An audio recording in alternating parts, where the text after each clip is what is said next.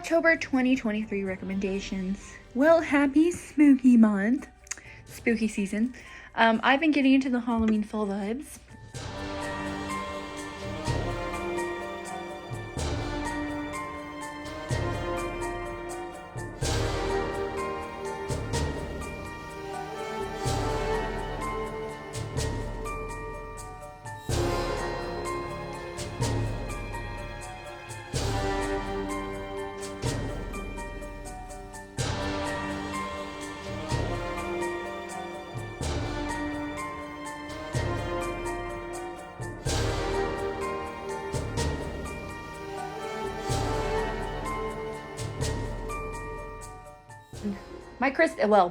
It's November 1st as of me recording this, and the tree's already up and everything, so it's basically Christmas already.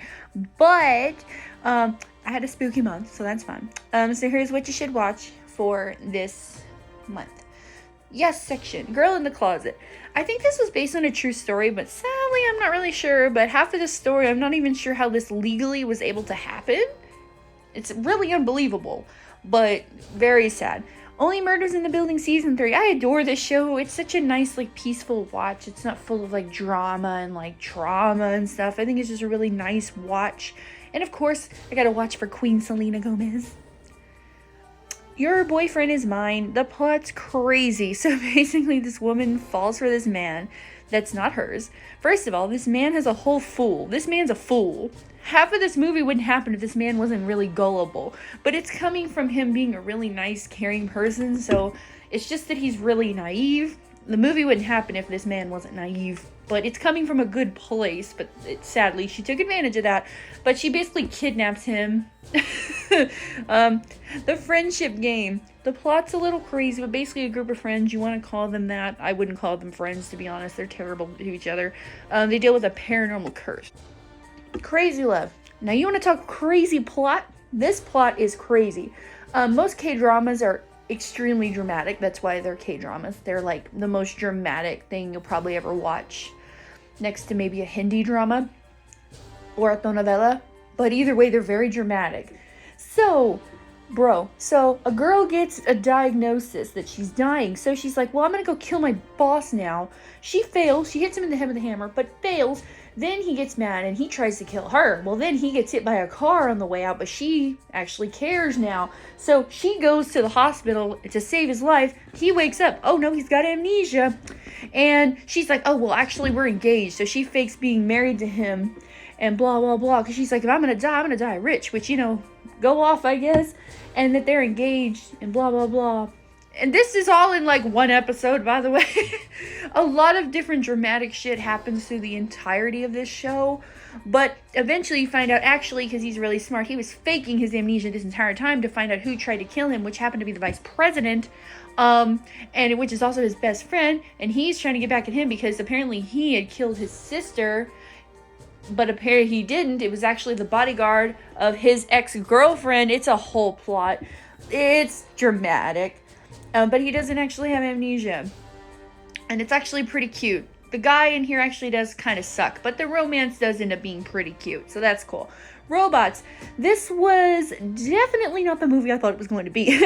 But it was quite hilarious and very realistic take on robots, and hilarity ensues. I thought it was going to be a whole different type of movie versus what it was, but I quite enjoyed it, so that's cool. Yeti Massacre. This is a documentary about a possible group of murders being done by a Yeti, and it's actually really creepy. Curse of the Chippendales. I did not know this was a thing. I would never go myself, but I respect it. Identity Thief. I remember watching this back when it first came out, but I like revisiting things, and it's very good, so yeah. Ice Cold Murder, Coffee, and Jessica Wirshaw. After watching this, I'm convinced she's innocent, but I don't know. Terror Train. This was pretty cool. A slasher that takes place on a train. Tubi does hit it sometimes, but they do good horror movies, so. Dead Silence. I could have sworn I have seen this movie before, but I'm not entirely sure either, because I've seen so many movies in my lifetime that it's kind of all mixed into my head, but it looked vaguely familiar, but again, I'm not sure. However, this is about dolls, which I find very creepy. Dolls are not as creepy as mannequins, but dolls are still creepy. Great opening scene. Amazing opening scene. Death's Roulette. This is exactly what the title says it is. All the characters in this show throw everyone under the bus because they all suck. The Boy Who Cried Werewolf. I remember watching this as a child, and yes, I still enjoy it, and it's very cute and it's cheesy. Scout's Guide to the Zombie Apocalypse. This is a comedy about Boy Scouts surviving the zombies in their town, but in a very comedic way. Totally killer. This is a new Halloween movie that came out on Amazon Prime. And so, like, this girl goes back in time because her mom was almost murdered by a slasher villain back in high school because she was murdered in real time, present time, by a different version of that killer. It's really fun to see them pay homage to 80s horror, which I would like to argue is the best decade of horror. I really love 80s horror. Next, in 2000s horror would have come in like a strong second, but I really strongly think 80s horror is where we got the horror we got today based on that, in my opinion, and I really enjoy it. Bewitched, a reboot of the original sitcom. However, I don't know why they went with the meta version like they did. Like, they know they're in a show and they're making the show of the show, but the witch in it is actually real. I thought that was a very weird approach to the reboot. That was weird. Elvira, Mistress of the Dark. Jesus Lord, she is so fine. I didn't know nothing about Elvira, but I saw her picture pop up, and I was like, you know, I need to watch that for scientific reasons. I was trying to be respectful, but she's fine, respectfully. Her character was really fun, and I liked that for her, so that was cool. Renfield, sorry. This comedic take on Dracula was pretty good, a little slow in some places, but a nice watch. Keep breathing. This show at first reminded me of a book I read called Hatchet. It's actually a really good book. Would recommend it. I read it back in like 5th grade or so, and it was a really good book. It's part of a trilogy, but the other 2 books are not canon. Only the first one is technically canon, and it was really good. But yeah, this actually has nothing to do with it past the opening like episode. After that has nothing to do, and it's no similarities to Hatchet whatsoever. But it's a pretty cool little thriller. Castlevania Nocturne. Love the original series. It's literally one of my favorite shows ever. The 4 seasons of Castlevania was like, I love them so much. Like, they were so good. And this is a spin-off of that, and I was excited to see some kind of spin-off for it because I wasn't ready for Castlevania to be completely gone from my life forever. But no, it's really, really good, and I think it was really good. It doesn't have the exact same magic as the original series had. However, I think there's a lot that they can build on, and the animation is really pretty. Elvira's Haunted Hills. This one definitely didn't have the same magic as the original, but she's still so fine, so, you know, I watched it. The Conference. I thought this was a cool idea for a slasher. This group of coworkers go to a work conference, and horror ensues. Tammy. I'm amazed I didn't see this movie when it first came out, but wow, it was entertaining to say the least. Like, I always saw all of Melissa McCarthy's movies. I've always liked her. And I don't know why or how I didn't see this one.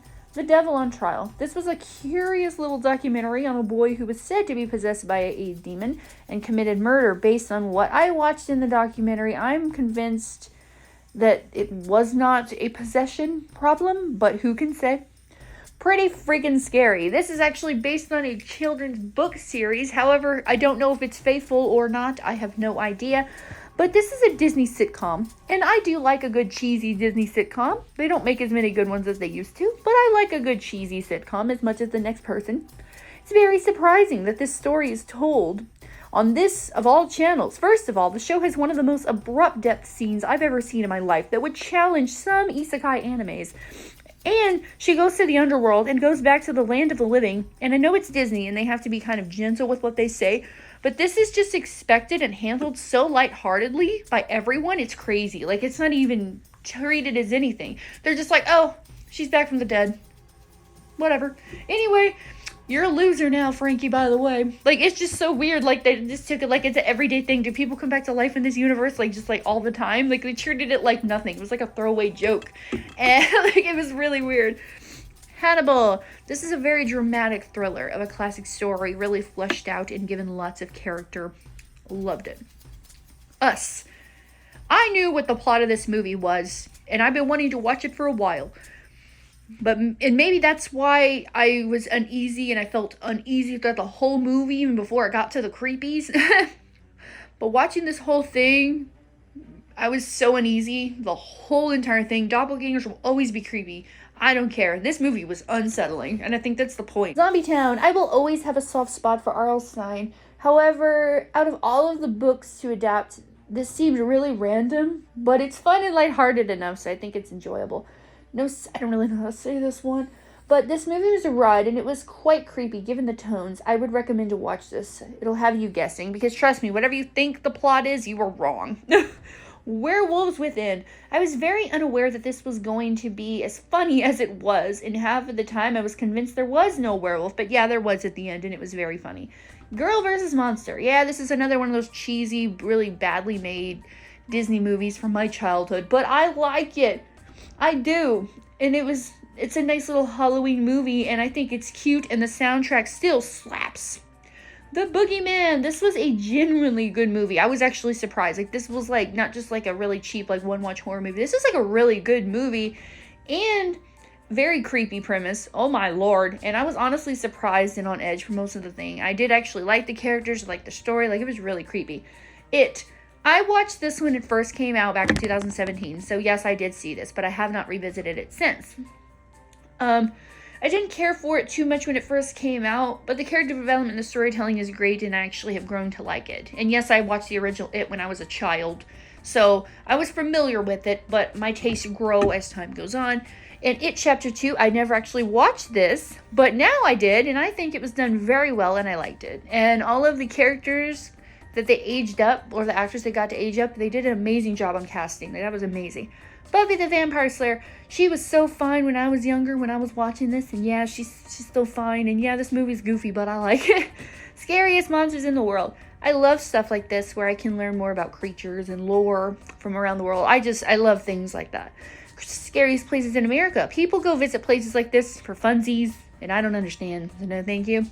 No Hard Feelings. This movie was better than expected and kind of soft in ways, and the scene where she beat up the miners showing her bits, that was crazy. I didn't expect that to happen. Like, that was literally the craziest part of the whole movie. The Night Shift. This movie I honestly watched because I played that one Chilla's Art game called The Closing Shift. I think it was called During the Night Shift or something.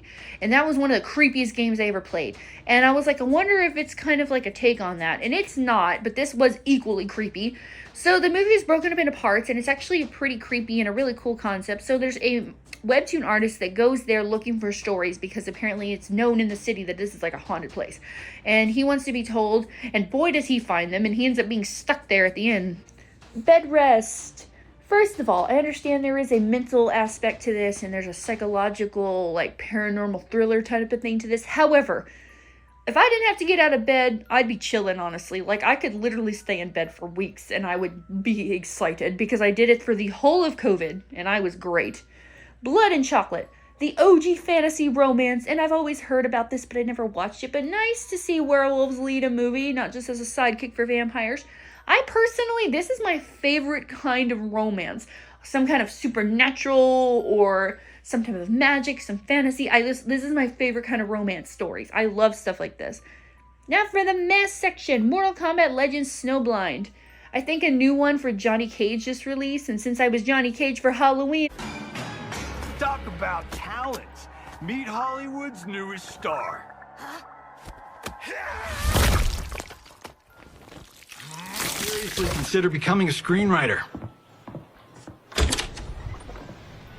What in the actual fuck? Good evening, Johnny. Watching that soon. But anyway, I'm here for MK content after just finishing MK1, which was amazing. If you have not bought the game, I would highly recommend it. And I also have a gameplay of it on here, which I will link below. Captive. These friends stay in this cabin, I think it was, and they find a vampire that turns the girl there into a vampire, and they go to Flavor Town on her friends. Like, for real. The Autopsy of Jane Doe. I always remember hearing about how this movie was so creepy and like one of the scariest movies ever made. And it didn't really scare me, and maybe it's because I played the mortuary assistant that I have nothing left of fear in me, to be honest, because that game is utterly terrifying. Another great game I would recommend, but it's creepy. Benny Loves You. This weird comedy horror film was about a toy that kills people that this guy grows up with. It ends up accepting that his doll is a killer instead of burning it like a normal person. But it's time to finally stop letting him kill his friends. He puts an end to it. Killer Mermaid. I wanted more Killer Mermaid in this Killer Mermaid movie. Reptile. I wanted to watch this based on the title, basically because I'm currently obsessed with the Pixel Man that is Reptile, and I want to see what parts of him are Zetarian. But yeah, this movie was not about anything like that, and I knew a feeling it wasn't. It's just he's my current obsession for pixelated men, so, you know, that's where we are. Deliver us from evil. A detective and a priest join forces to take down a criminal that's been possessed. Really cool idea. Polite society. I was looking forward to this movie for many reasons. Like, it just looked really cool. The trailer was awesome. But I don't know, it just didn't hit the way I thought it was going to hit. No one will save you. Aliens are one of the creepiest things for me. As far as, like, horror goes, like, I find aliens very creepy. They give me the creeps, and they always will. But the way this was shot was great. However, just a little bit more talking would have done wonders. And I know that was kind of the point for there not to be a lot of dialogue, but I think just a little bit more would have went a long way. But the end, that scene, was terrifying. And now for the no section. The folks. This movie was very much something. Okay, anyway, Slaughterhouse. I've completely watched this movie based only solely on the title. Did I read anything about it? No. I just was like, the title, that's funny. So this is what it sounds like. It's a horror movie where the slasher is a sloth. And yes, such a crazy idea I thought would ironically be good. But it's not. It's not. So, guys, stay safe. I hope you guys had a safe Halloween. Because you didn't, Halloweening is over right now. But we have fun because Christmas is starting, so that's good.